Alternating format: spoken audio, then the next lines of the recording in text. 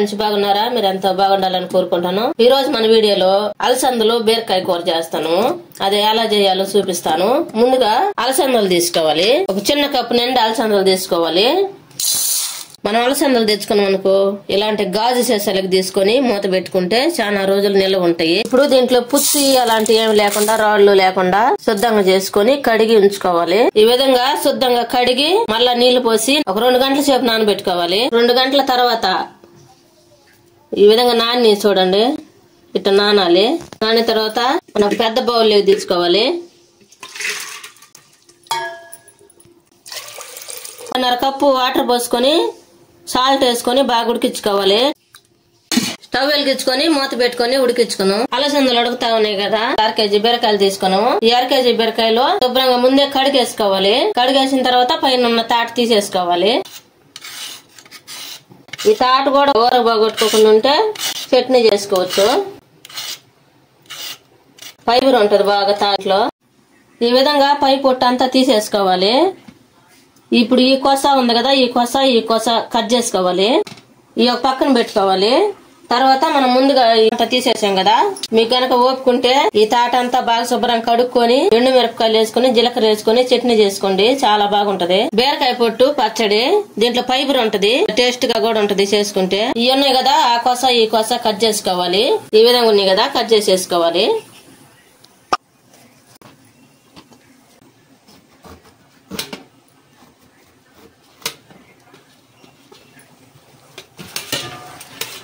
ఈ విధంగా సన్నంగా కట్ చేసుకోవాలి. లావు ఉండకూడదు. ఈ విధంగా సన్నంగా కట్ చేసుకోవాలి. ఎండాకాలం బాగా చల్లగా ఉంటది, ఆరోగ్యానికి మంచిది. అన్ని ఈ విధంగానే కట్ చేసుకోవాలి.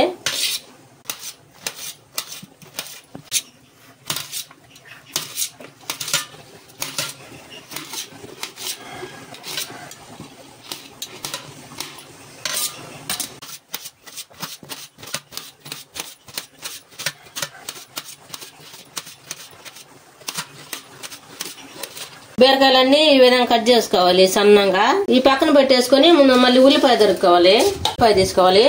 పైన ఉన్న పొట్టు అంతా తీసేసుకొని శుభ్రంగా కడిగేసుకోవాలి.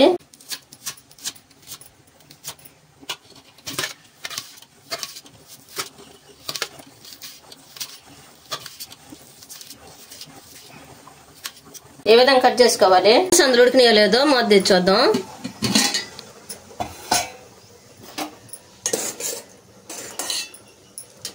ఈ విధంగా గంటితోటి తీసుకొని నొక్కి చూడండి, ఉడికినలేదో. ఈ విధంగా ఉడకాలి.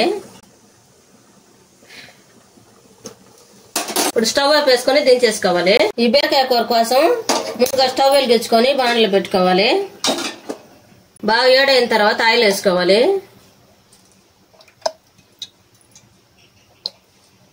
3 స్పూన్లు ఆయిల్ వేసుకున్నాను. ఆయిల్ బాగా వేడైన తర్వాత 1 స్పూన్ తాలింపు గింజలు వేసుకోవాలి. తర్వాత కరివేపాకు వేసుకోవాలి బాగా కడిగి. 2 ఎండుమిర్చి తుంచేసుకోవాలి. ఆ తర్వాత 2 తెల్లగడ్డలు నలగొట్టేసుకోవాలి. చేసి పెట్టుకున్నాం కదా ఉల్లిపాయ, అవి కూడా దాంట్లో వేసుకోవాలి. ఆయిల్లో మంట చిమ్ములో పెట్టుకొని చేసుకోండి, లేకపోతే ముందులే మాడిపోతా ఉంటాయి. ఇది మొత్తం ఒకసారి కలుపుకోవాలి. ఉప్పు వేసుకోవాలి, సాల్ట్ టేస్ట్ కి తగ్గట్టుగా. ఇది మొత్తం కలుపుకోవాలి. ఇప్పుడు మంట హైలో పెట్టుకొని కలుపుకోవాలి. ఈ విధంగా బాగా గోల్డ్ కలర్ వచ్చిన తర్వాత ముందుగా మనం కట్ చేసి పెట్టుకున్నాం కదా బీరకాయ ముక్కలు, అవి కూడా దాంట్లో పోసుకోవాలి.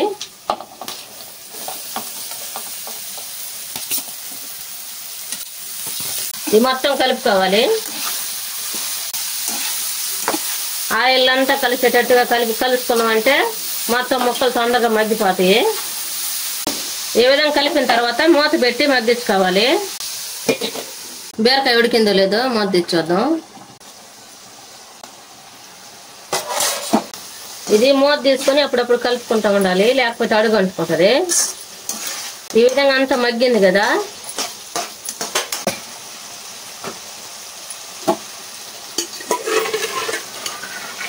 బీరకాయ బాగా మగ్గిన తర్వాత ముందుగా మనం ఉడకబెట్టుకున్నాం కదా అలసందలు వేసుకోవాలి. మీరు ఈ విధంగా అయినా వేసుకోవచ్చు, లేకపోతే మిక్సీ జార్లో వేసుకొని పొడి కొట్టుకొని అయినా వేసుకోవచ్చు. అంటే ఒక రౌండ్ వేసేసి వేసుకోవచ్చు. ఈ విధంగా మీకు పోపులుగా కావాలంటే ఈ విధంగా వేసుకోండి. లేదంటే మిక్సీ జార్లో వేసుకుని ఒక రౌండ్ వేసామనుకో పొడి పొడిగా వచ్చేస్తుంది. ఆ పొడి చల్లుకోవచ్చు తాలింపులో. బీరకాయ కూరలో బాగుంటది ఈ విధంగా చేసుకుంటే. ఇది మొత్తం కలుపుకోవాలి. ఈ విధంగా బాగా మగ్గిన తర్వాత స్పూన్ పసుపు వేసుకోవాలి. ఇదంతా కలిసేటట్టు కలుపుకోవాలి. ఒక స్పూన్ కారం వేసుకోవాలి. కారం కూడా అంతా కలిసేటట్టు కలుపుకోవాలి. ఈ కారం పచ్చి వాసన పోయేదాకా కలుపుకోవాలి. ఇప్పుడు స్టవ్ ఆఫ్ వేసుకోవాలి. ఎంతో టేస్టీగా ఉండే బీరకాయ అలసందల కూర రెడీ అయింది. ఈ వీడియో మీకు నచ్చినట్లయితే లైక్ చేయండి, షేర్ చేయండి, సబ్స్క్రైబ్ చేసుకోండి, పక్కన బెల్ నొక్కండి. Thanks for watching.